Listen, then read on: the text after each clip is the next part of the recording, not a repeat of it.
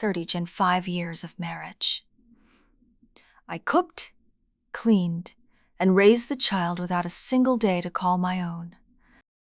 Then my husband reconnected with his college sweetheart through an alumni chat group. He told me, if your father hadn't interfered back then, Manning and I would never have broken up. So all along, in his heart, I was nothing more than a consolation prize. I signed the papers, packed a suitcase, and went to a mountain village where nobody knew my name. I rented a crumbling old house and rebuilt it into a guest house with my own 2 hands. Making beds and cooking meals at home, it was servitude here. It was a calling. Later, he got swindled, had a stroke, and came to find me in a wheelchair. I stood in a courtyard covered in blooming bougainvillea and said, I don't hate you, but I'm not going back. I'd been retired for 3 years, and not a single day belonged to me. Up at 5:30 every morning. Porridge on the stove, steamed buns in the basket, fruit arranged on a platter. 6 o'clock. Wake my granddaughter Nanan, dress her, wash her face, braid her hair. 7. Walk her to kindergarten. Come home, clear the dishes, wash the clothes, my son and daughter.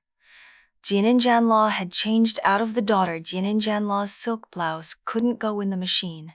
It had to be hand-gen scrubbed. Lunch. Cook. Afternoon. Pick up the child. Evening. Cook.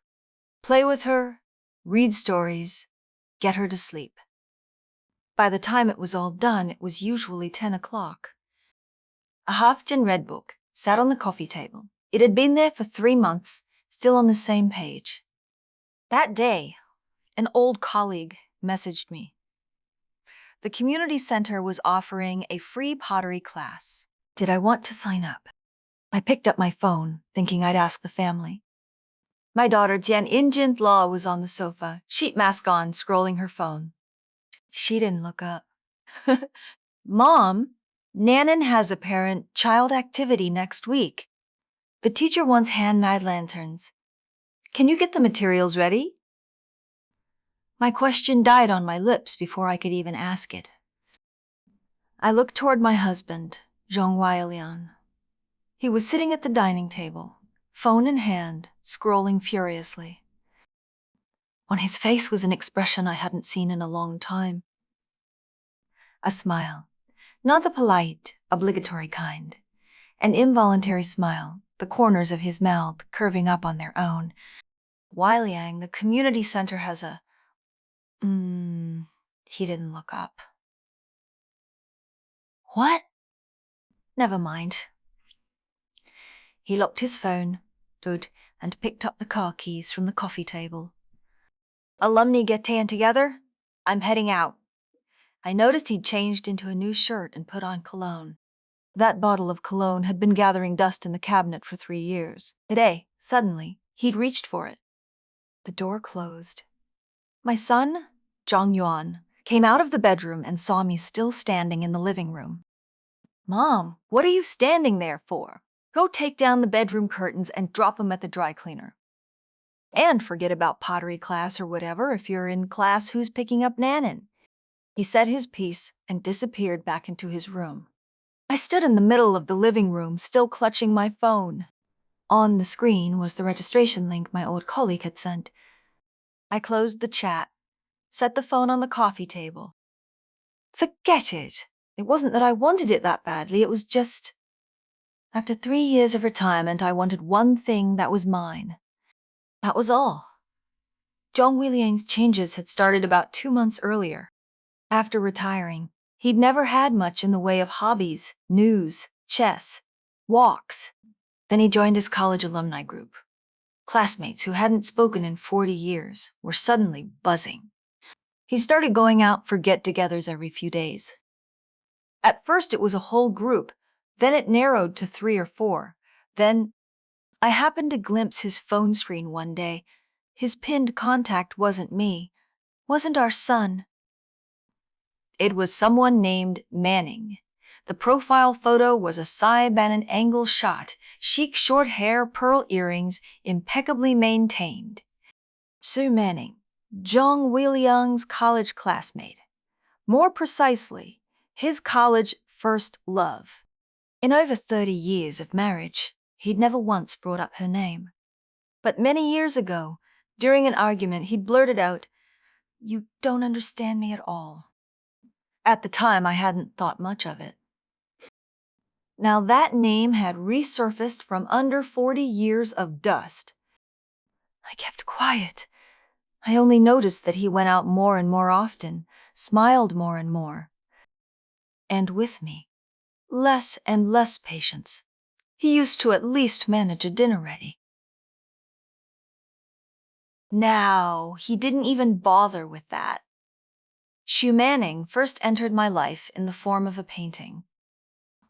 Ai Liang came home from an alumni gathering, carrying a framed ink, Tian wash painting of orchids. Manning painted it, perfect for the living room. The brushwork was genuinely good, elegant composition. A small seal beside the inscription reading, "Manning at Play." I said nothing. The next day, the painting hung in the most prominent spot in the living room. The family photo that used to hang there had been moved to the hallway. A week later, a purple clay tea set appeared in the living room, also from Xu Manning. Zhang Weiliang now performed a daily tea ceremony every afternoon. Manning says tea is good for the liver. I'd been reminding him about liver health for years. He'd called me a nag. When Xu Manning said the exact same thing, it became gospel. All of this, I endured. What I couldn't endure was Nanan.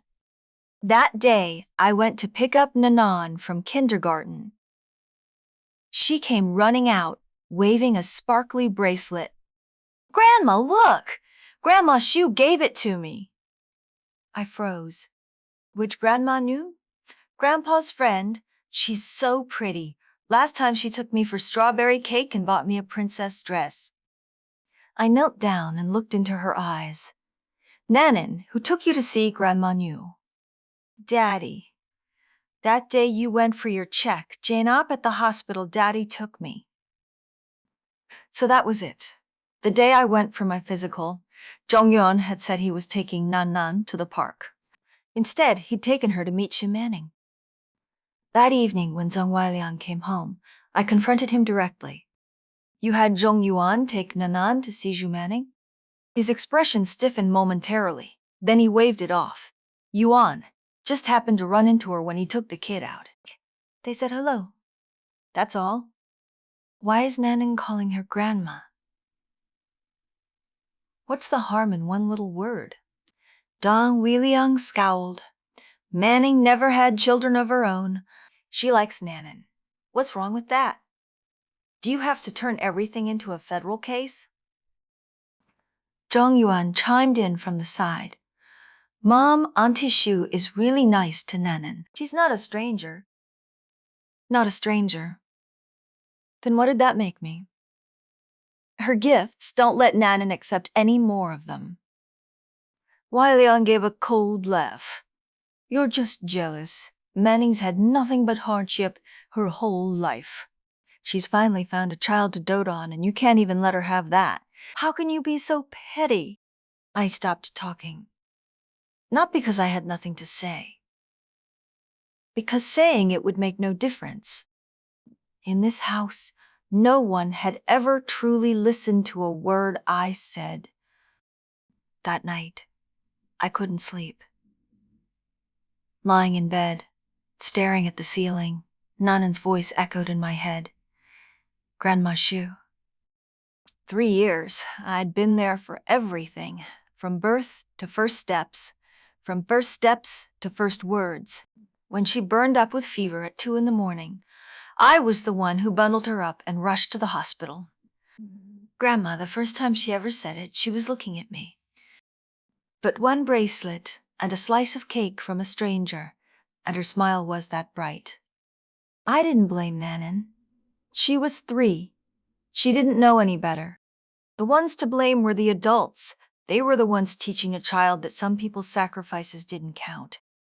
Guanzhong, Wei Liang and I had been married 30 years. When we were young, he had nothing.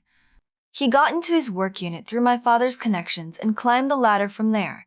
I gave birth to our son, left a cushy office job for a lower-paying position closer to home so I could do school, pick din-ups and drop gen-offs.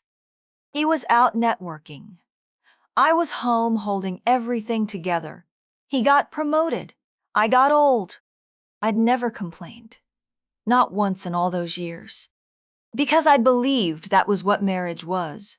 Two people with different roles, both working for the family. Now I understood. Some sacrifices, in other people's eyes, were never sacrifices at all. Just labor they took for granted. April 17th, our wedding anniversary.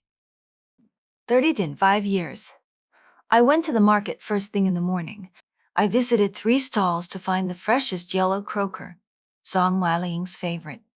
Then I bought shrimp for Nanan, braised beef for Zhang Yuan, and sea bass for the daughter. Tian ingent lar. Not a single dish was for me. It had been this way for 5 years. In all the meals I'd cooked, there was never anything I actually wanted to eat. I loved spicy food, the kind of Chongqing hot pot that makes you sweat. But Zhang Weiliang didn't eat spicy food, and neither did Zhang Yuan. Over time, there wasn't even a jar of chili paste in my kitchen. 5 years of cooking, and no one ever asked what I wanted to eat. Hob worked from 10 in the morning to 4 in the afternoon.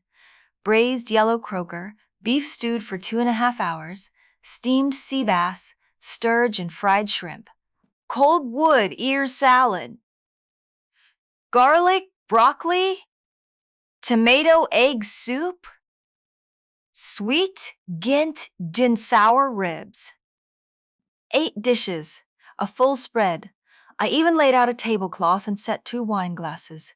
Zhang Weiliang couldn't drink alcohol, but every anniversary we'd clink glasses of grape juice, just a small gesture. At 5, I texted Zhang Yuan, "Come home for dinner tonight. I've cooked." His reply, "Company dinner tonight, won't make it." At 10:30, I called Ellingang. No answer. At 6, I tried again. He picked up. The background was noisy, people laughing. "What is it? Are you coming home for dinner?" "No. Alumni dinner. It's already started." I wanted to say it was our anniversary. The words reached the tip of my tongue and I swallowed them back. If he remembered, he wouldn't need me to say it. If he didn't, saying it wouldn't matter. Then don't drink too much. Got it? He hung up. I sat down at the dining table. The steam from 8 dishes dissipated degree by degree.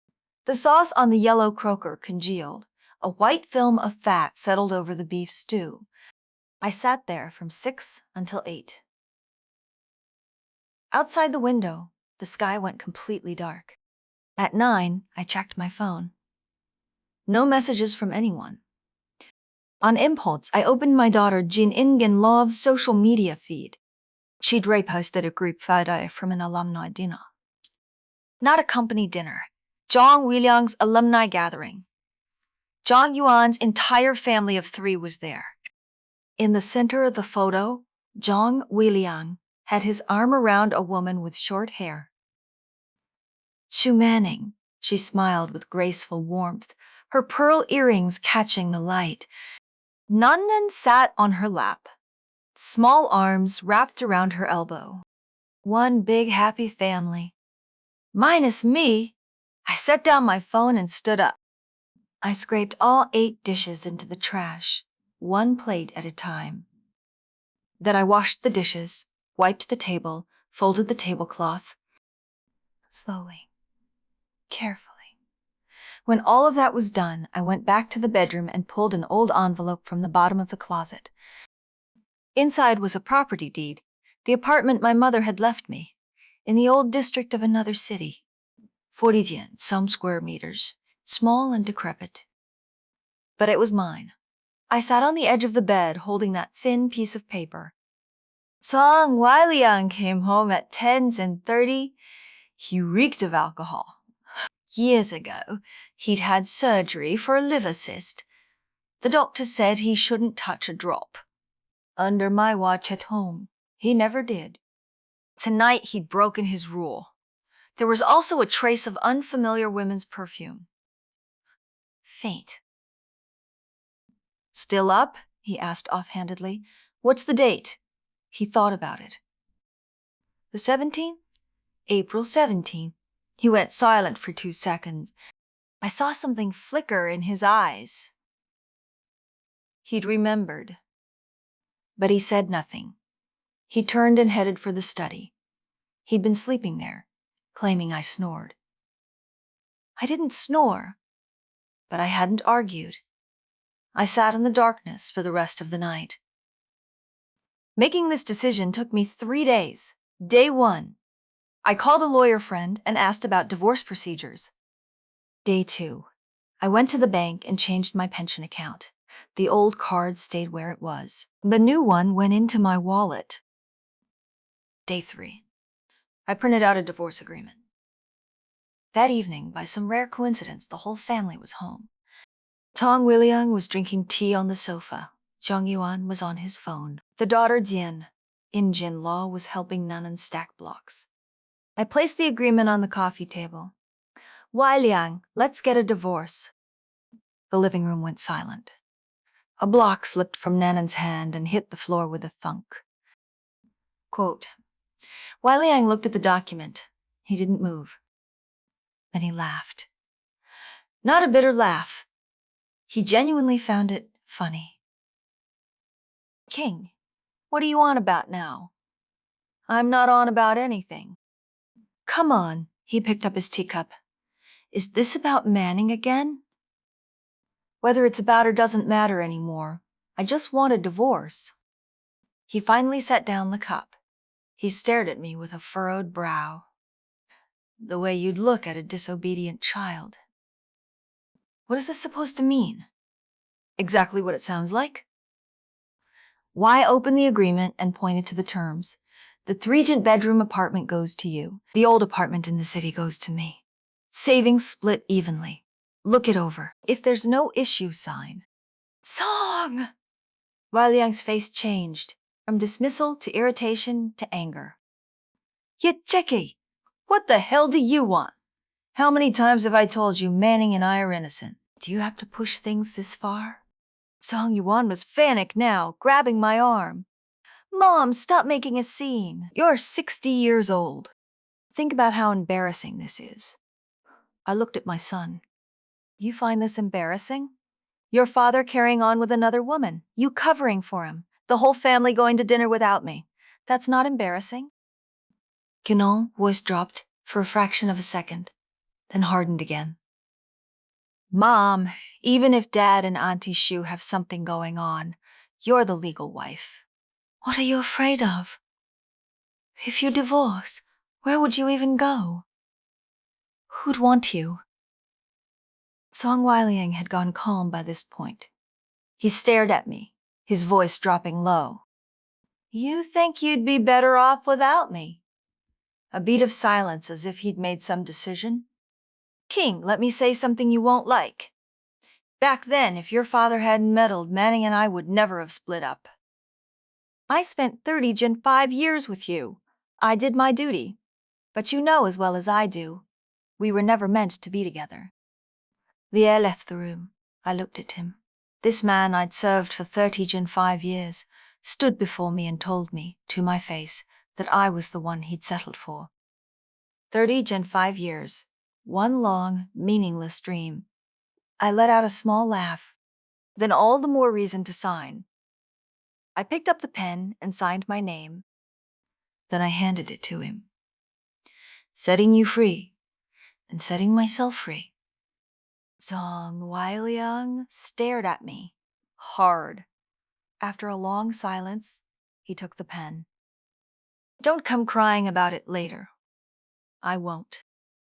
He signed. Zhang Yuan stood to the side, his face ashen. After Zhang Weiliang retreated to the study, Zhang Yuan lowered his voice. Mom, have you lost your mind? That tiny dump in the old district, is it even livable? Your pension's barely 15,000 a month. What's that going to get you? He paced a couple of steps, then stopped abruptly. Mom, give me your pension card. I'll hold on to it for safekeeping. If you're out there alone, what if someone scams you? I looked at the son I'd raised with my own hands. He stood in front of me, and his first thought wasn't concern for me. It was about my money. No need, take care of yourself. I turned, went to my room, and locked the door. Sitting on the bed, holding the signed agreement. No tears. I just felt that, at last, it was over. The divorce went through quickly. 3 days. Start to finish. The joint account held Sibyling, Ening, Wen split evenly. The 3-gent bedroom went to Zhang Weiliang.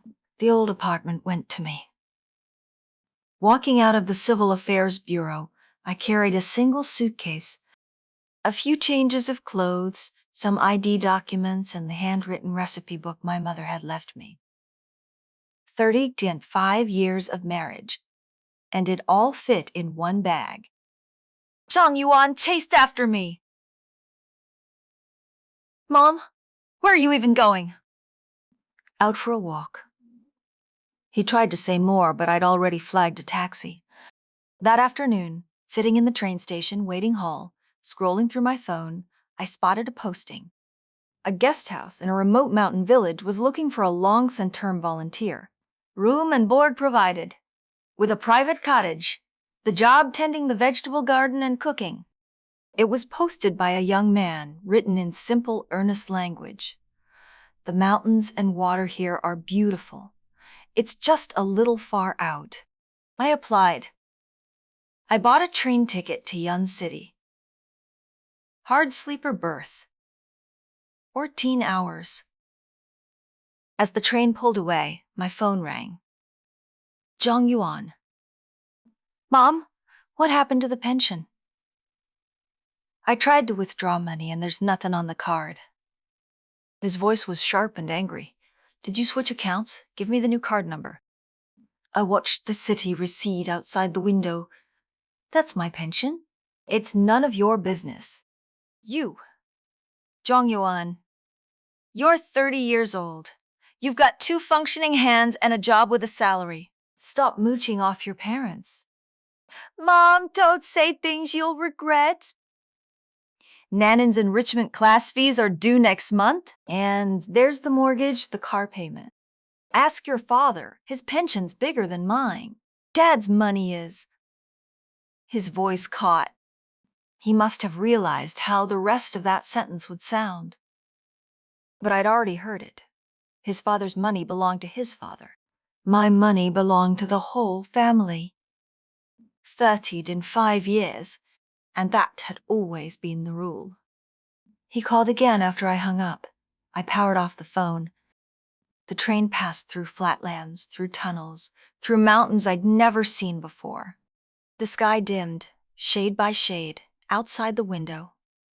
I folded my jacket into a pillow, leaned against the window, and closed my eyes. I'd traveled a long way before my breathing finally felt easy. The next morning, I powered the phone back on. Dozens of messages flooded in. From Zhang Yuan.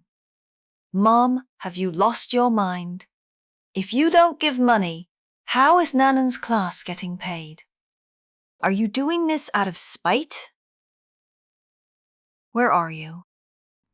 From Zhang Weiliang. King, calm down. Come back and we'll talk it out. Don't go too far with the pension thing. Yuan is still your son after all. I read them all, replied to none. I sent Zhang Yuan one final message. Pay the mortgage yourself. Pay Nanan's classes yourself. Ask your father, his pension is higher than mine. Don't contact me about this again. Then I muted the conversation. I didn't block him. He was still my son, but I didn't want to look anymore.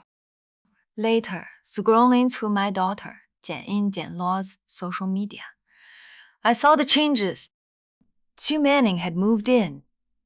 The daughter, Jian, Law, posted a photo sen Manning standing in the kitchen, my kitchen, the one I'd stood in for 3 years, wearing an apron, smiling as she carried a dish to the table.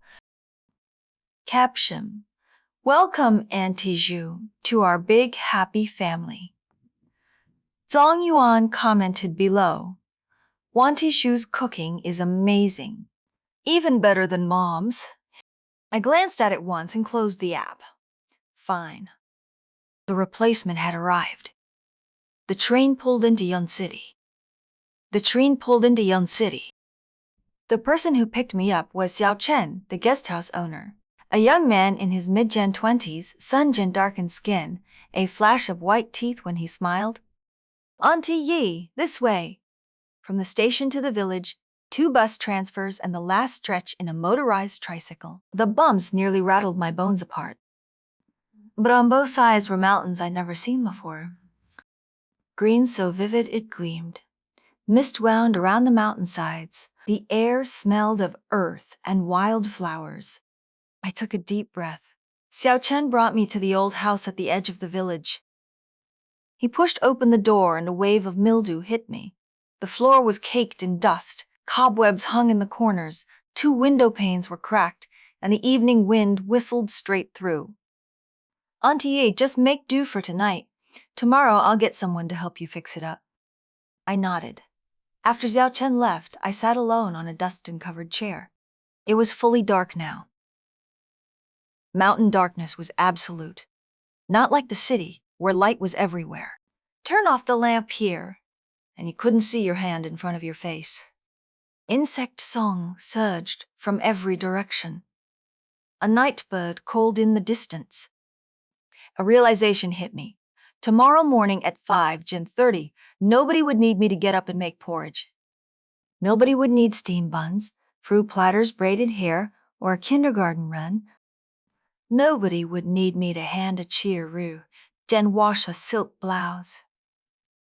For the first time in 60 years, not a single person in the world needed me to do anything. The moment that thought surfaced, the tears came.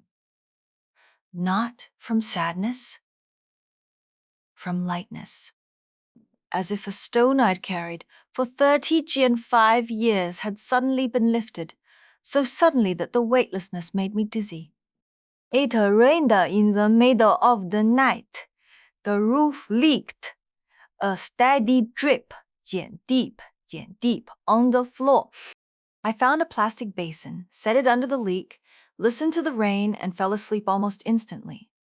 In the 3 years at the Zhang household, I'd needed sleeping pills to get any rest at all. That night I took nothing and slept more deeply than any night in the past 3 years. Xiao Chen's guest house was really just a collapsed old house at the edge of the village. 2 rooms barely fit for habitation, 1 kitchen, and a leaking roof. Weeds in the courtyard had grown waist high. Xiao Chen scratched his head, embarrassed. Auntie Yi, I know the conditions are rough, if you can't.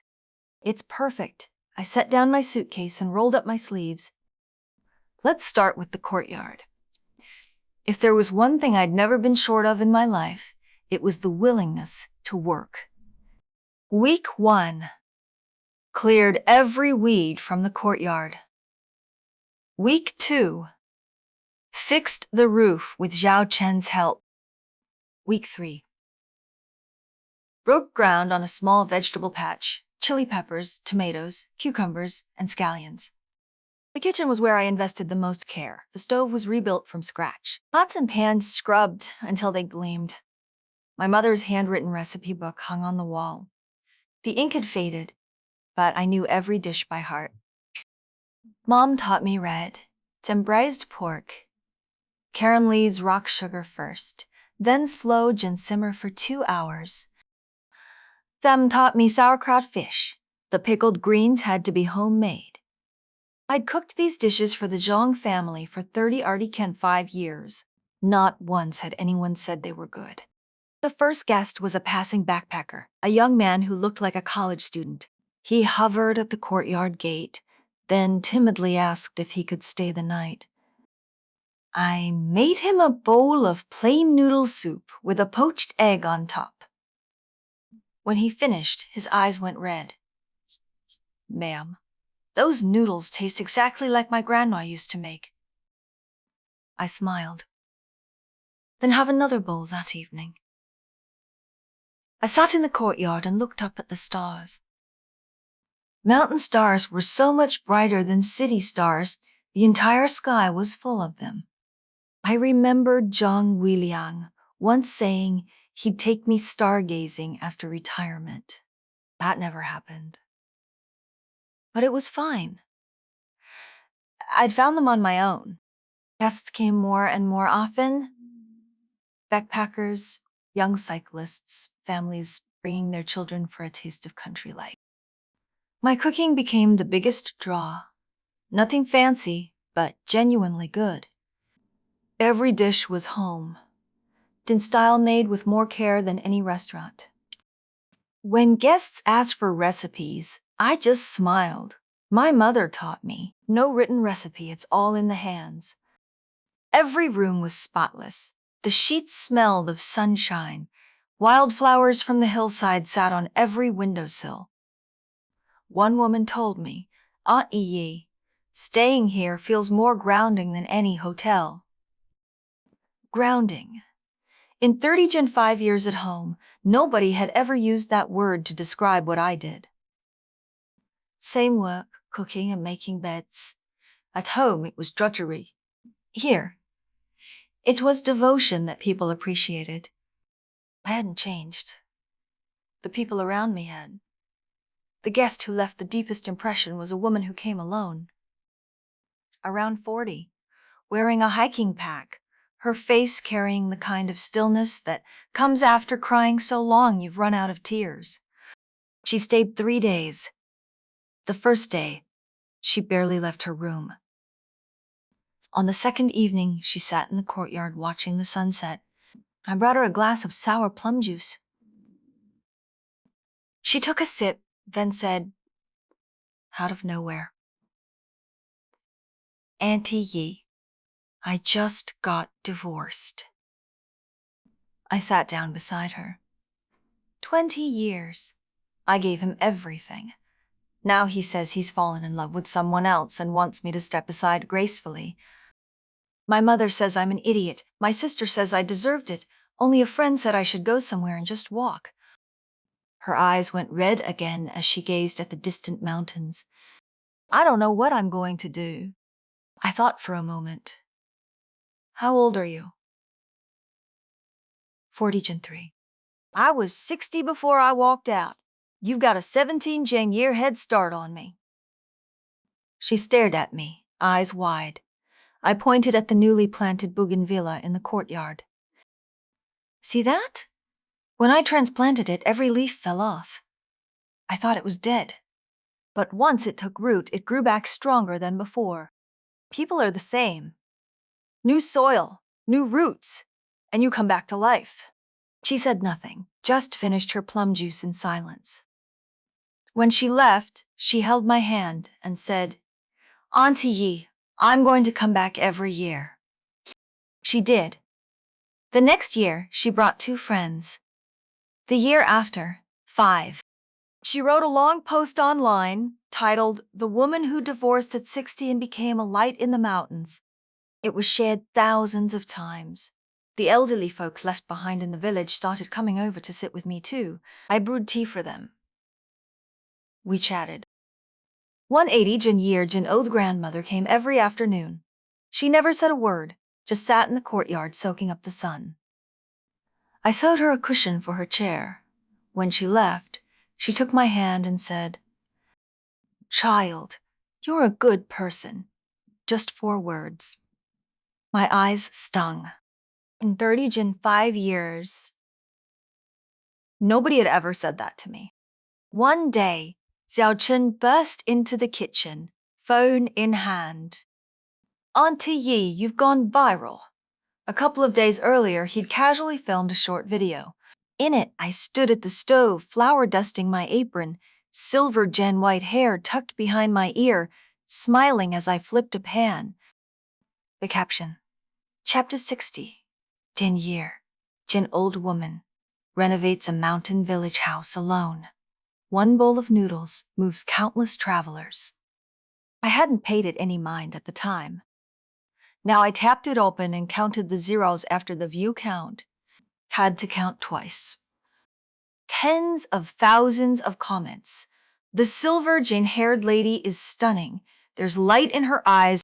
This is what true independence looks like. Her smile is healing. I want to stay there. Where is it? I felt a little self-gen conscious. Most beautiful silver Jane-haired innkeeper. What's beautiful about me? Xiao Chen grinned. Auntie Yi, you're glowing. You just can't see it yourself. At home, I'd needed sleeping pills to fall asleep. Now, lying in bed listening to the insects outside the window, I was out in 3 seconds. I was in the courtyard one day building a trellis for the bougainvillea when my phone buzzed. A message from Zhang Yuan.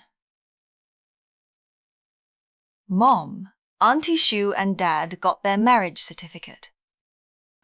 Attached was a photo. Zhang, Wei Liang, and Shu Manning posing in front of the Civil Affairs Bureau. She wore a xiangzum, he wore a suit, both of them beaming. I looked at it for 2 seconds, closed the chat. Didn't reply. I was still holding the wire for the trellis.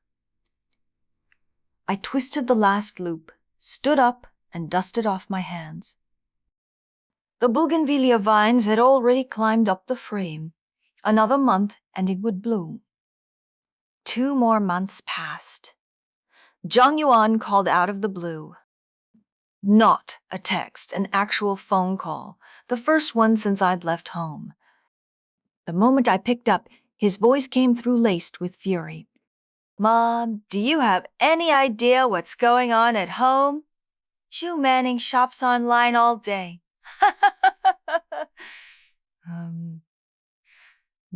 Packages piled so high you can't walk through the living room. She doesn't cook, doesn't do laundry, won't even look at Nanan. And your father? Dad? Zhang Yuan laughed bitterly. Dad's under a spell. Whatever she says goes. Last week she had him buy a 30,000 yuan necklace. When I asked to borrow 5,000, he said he didn't have it. I was silent for a few seconds. Take it up with your Auntie New. Mom, I hung up. A week later, another call, softer this time. Mom, my wife took Nanan back to her parents' house. She said she'd had enough. It's just me and Dad at home now, and her. A pause. He didn't call her Auntie New this time. Mom, could you come stay for a few days? I really can't handle everything on my own. And what would I do there? Cook and clean for all of you? No, it's not that. It's just... Zhang Yuan, think about this. When I was there, did you ever once say you needed me? The other end went silent for a long time.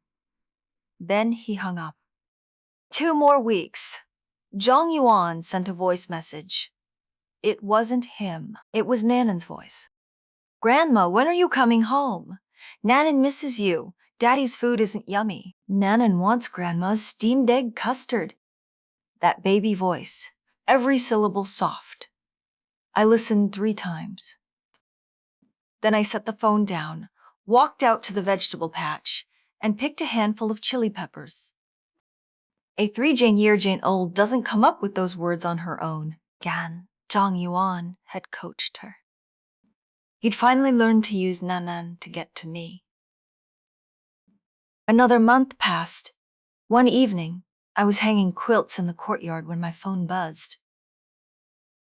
A message from Zhang Yuan. 4 words. Mom Zhu Manning ran.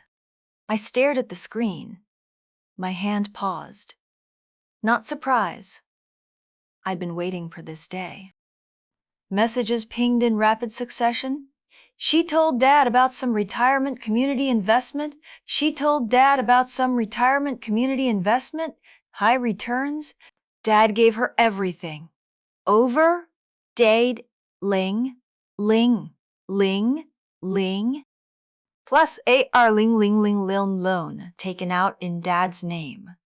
Can't find her. Phone number was fake. The address on her ID doesn't exist. File the police report. They say the chances of recovering anything are slim. I read each one. Didn't reply. 3 more days passed. Zhang Yuan called again. His voice was nothing like before. Hoarse, like he hadn't slept in days. Mom, Dad had a stroke. Collapsed at home. His right side is paralyzed. Can barely speak. Doctor says he'll probably need round itch and clock care from now on. A long pause. Mom, I really can't hold it together anymore. My wife still hasn't come back. I work during the day and go to the hospital at night. Nanan's at her grandmother's. I only see her once a week. I know I was wrong before.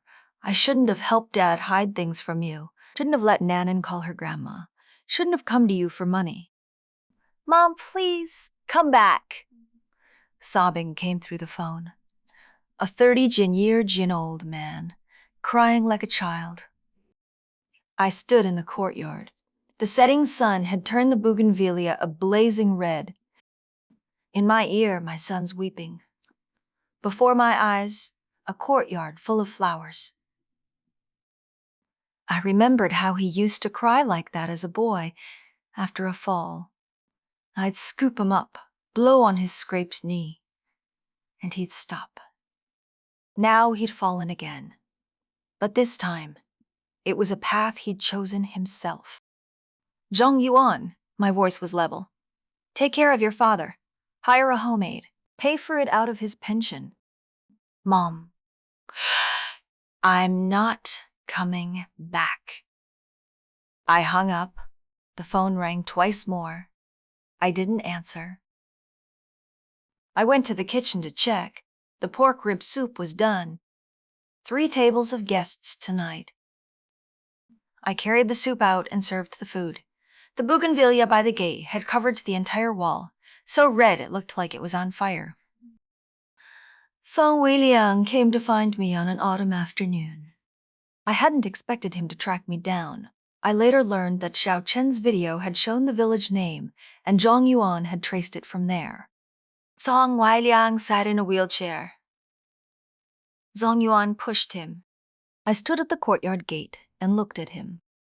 The man who'd once been so self-assured was slumped in the chair, eyes clouded. His right hand rested on his knee. Trembling slightly, his hair had gone entirely white. Not the natural silver mine had become, but a drained straw, gin-like white. He'd lost at least 20 pounds. His shirt collar hung slack. He was not the man who'd splashed on cologne and straightened his tie to go meet his first love. For a moment, I remembered what he looked like when he was young. Tall and lean glasses, an air of quiet refinement. On our wedding day, he'd ridden his bicycle to pick me up. A bunch of wildflowers dangling from the handlebars. He said someday, when he had money, he'd buy me a big bouquet of roses.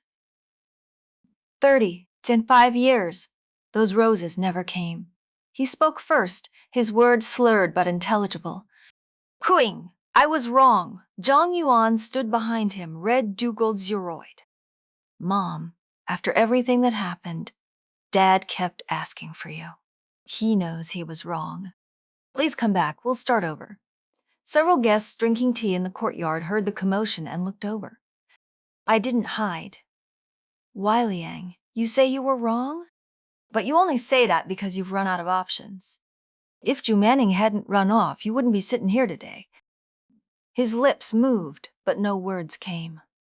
I crouched down so I was eye level with him. 30 in 5 years. I cooked, cleaned, and raised your child. You never said thank you, not once. You called me a nag. Said I didn't understand you. You told me we were never meant to be together. Now that there's no one left to cook and clean, you remembered I exist. But I'm not your fallback, really, Young. I never was. I stood up. I don't hate you, but I won't be going back. Take care of your health. Zongyuan will look after you. I turned and walked into the courtyard. Behind me, Zhong Weilian called my name. His voice garbled, as if from very far away. I didn't turn around. Zhong Yuan wheeled Zhong Weiliang away. Before they left, he looked back at me once. In his eyes, guilt, reluctance, and something I couldn't quite read. Regret, maybe. But regret had come too late. The woman who'd replaced me had run off, and only then did he think of me. All those years of my sacrifices had weighed nothing in his eyes. Not until they were gone did he feel the weight. But I wasn't his safety net, and I never would be again. That evening, I sat in the courtyard. Autumn in the mountains carried a chill. I draped a jacket over my shoulders. The old apartment in the city had been designated for demolition. The day the compensation payment arrived, I expanded the guest house to 6 rooms and built a small dining hall next door, where I served free lunches to the village's elderly. I named it Heiyuan Grain Garden. Zhao Chen said, "Annie Yi, you're spending all your money on other people. Shouldn't you save some for yourself?" I waved him off. Money spent in the right place is money. Money spent on the wrong person, that's tuition. The day the dining hall opened, over a dozen elderly villagers came. The first to arrive was Granny Wang, leaning on her cane, shuffling to the seat by the window. I brought her a bowl of pumpkin porridge and a small dish of pickled vegetables, her favorites. 2 bites in, she set down her spoon, took my hand, and looked up at me with watery eyes. Child, in 82 years of living, apart from my own mother, nobody's ever been this good to me. I held her hand and smiled. Granny, you come every day now. The dining hall menu grew richer over time. I could finally cook what I actually wanted: spicy fish head, chili chicken, hot jint, and sour noodles. The counter was lined with jar after jar of chili paste, glossy and red. Looking at them felt liberating. 30 in 5 years of not being allowed to eat spicy food. Now I could add as much as I wanted. No one frowning, no one complaining. The guests were all for it. A backpacker from Sichuan tried my spicy fish head and gave me a thumbs. "Jan up, ma'am. The heat level is perfect." I smiled so wide my eyes crinkled shut. One day, a reporter doing a feature story asked me, "Auntie Yi, do you have any regrets?" I thought about it. "Yes, I regret not leaving sooner." The reporter asked, "Are you happy now?" I looked at the old folks sunning themselves in the courtyard, at the tomatoes in the garden, at the bougainvillea blazing across the gate wall. Happy? The reporter asked one last question. "What would you say to people who've been through something like yours?" I thought for a long time. Don't wait. Don't wait for someone to rescue you. Don't wait for the day he suddenly grows a conscience. Don't wait for the day. You are your own light. Wind swept through the valley, stirring my silver gin white hair. The end.